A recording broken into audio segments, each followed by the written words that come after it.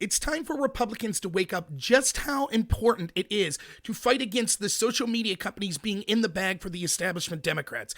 Professor Robert Epstein testified in front of Congress that upwards of 17 million votes could be swayed by Google and YouTube. Google owns YouTube, by the way.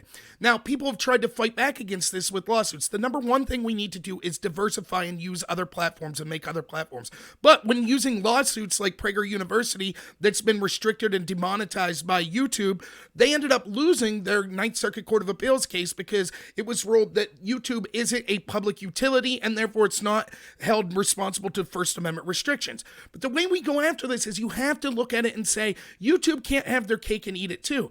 They claim that they're a platform, which means they just publish other people's content. This means you can't hold them civilly or criminally accountable for things like incitement to violence, for things like slander or libel. And the reason for that is they didn't create the content. They're just like a bulletin board that you would see outside your post office.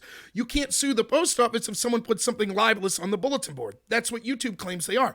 But the fact that we could prove that they are selectively censoring political content that they don't agree with and allowing establishment Democrat content to be out there shows that they're not just a platform, they're a publisher, just like a newspaper. And if a newspaper publishes something that's libelous, slanderous, or an incitement to violence, they could be held responsible. That's how we should go after YouTube. Also, it should be considered campaign contributions from YouTube, and they should have to file the proper paperwork. Same with Twitter, Facebook, and all these other places. If they're going to selectively go after conservatives, make them put down that this is a contribution to the Democratic Party and hold them accountable to those laws.